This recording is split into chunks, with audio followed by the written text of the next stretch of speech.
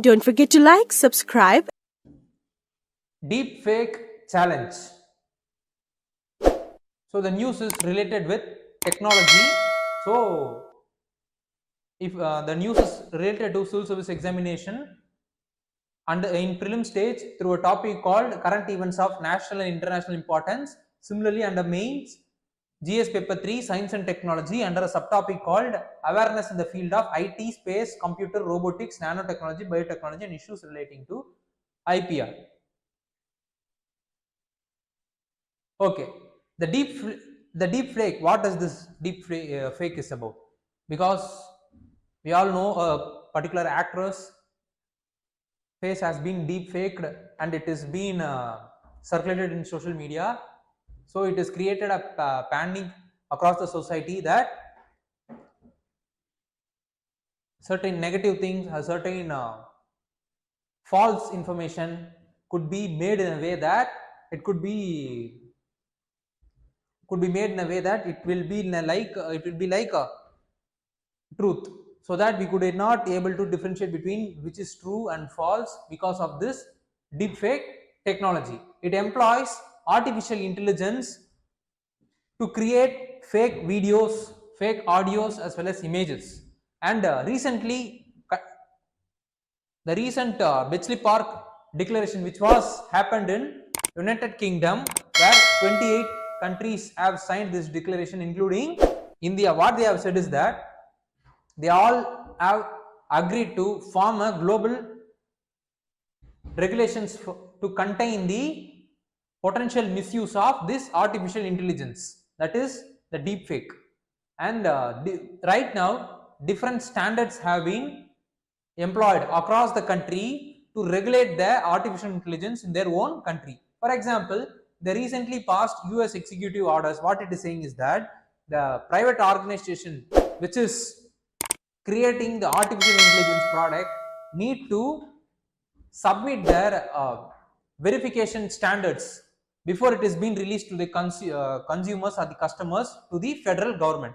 Once the federal government has given a green signal only, they could able to sell those product to the consumers, so that the consumers interest will be safeguarded and then the technology will not be misused. This is what the objective of the recent US executive order is about. What UK is following is that is UK style of regulating the artificial intelligence is that they are using a soft approach, that is they don't want to meddle with the innovation in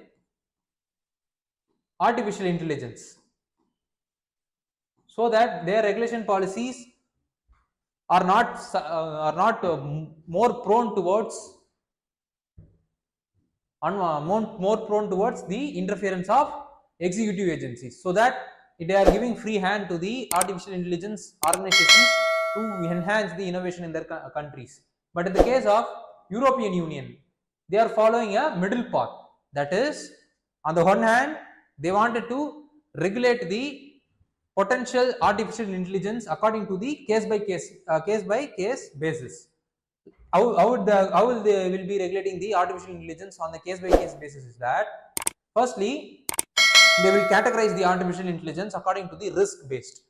So the artificial intelligence technologies which has the potential to harm the people will be tightly regulated by the government. But on the other hand, the artificial intelligence technology which does not or have less impact or less risk to the consumers or the citizens, they will be liberalized. The regulations for those technology will be liberalized. Such kind of middle path has been followed by the European Union. So this kind of different standards right now been followed by different countries, but this Bletchley Park declaration have agreed to form the common global regulation for the artificial intelligence. And recently the TRAI, the regulatory authority of India for the telecommunication, what it has outlined the broad regulatory framework is, they are also recommending the government to form a risk based approach in terms of regulating the artificial intelligence, like in the case of European Union. So what the tech companies need to do is that So this is from government side. These are all the things which the different types of governments are right now doing in order to regulate the artificial intelligence. So what the tech companies needed to do is that they need to watermark the AI generated content so that people could able to identify which content is AI generated and which content is not AI generated, so that they could able to identify the difference between the ordinary content as well as the AI generated content. And countries need at the same time. So even though different countries are following different standards, these standards should not meddle or should not degrade or denigrate the country's innovative process. So this is what the suggestion being given under this article. So this is what the analysis of the news. Okay, this deepfake technology uses the generative adversarial network model. So this model, in short form, it is called as GAN model, GAN model, where it is used to analyze, synthesize the realistic human voices, faces as well as gestures to create a look-alike voices, faces or gesture through the usage with the help of the generative adversarial network model, that is the GAN model. And because of the availability of huge number of data, these models could able to analyze as well as mimic the facial expression, speech pattern accurately because of the entire large number of data set that is present beneath the model. So this is what the most prominent model that is being used by the deepfake technology uses. And what is the implication this deepfake technology is having in the society is that it is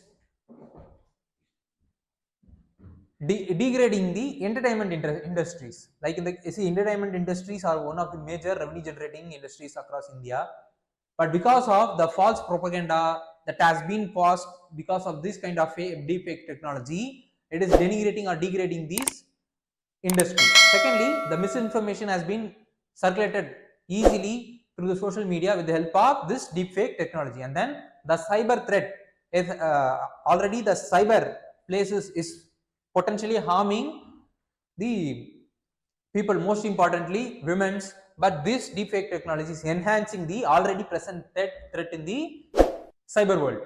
And then political manipulation, that is, it is acting or meddling the political democratic integrity during the election time, like in the case of deep faking the prominent politicians' voices, speeches, actions, so that it is used to tarnish their images, which in turn will be having a huge impact on the election results. So it is acting, more or less it is acting against the democratic process. So what are all the existing laws that is available in India to regulate the deepfake technology is, first and foremost is IT Act 2000, and then the section 500 of Indian Penal Code punishes the person who are defaming the others. So this defamation does include deepfake technologies also. And then the recently passed Digital Personal Data Protection Act 2023. So these are all the existing laws in India to regulate the deepfake technologies. So what we need to study further is, we should know about what is artificial intelligence, what is machine learning, what is Internet of Things, and the difference between all of them. And then augmented reality, virtual reality, and then the mixed reality, and difference between all three. And then the national cyber policy that has been followed in India. So this is what the analysis of the deepfake technology related news, and with this we have reached the end of this topic.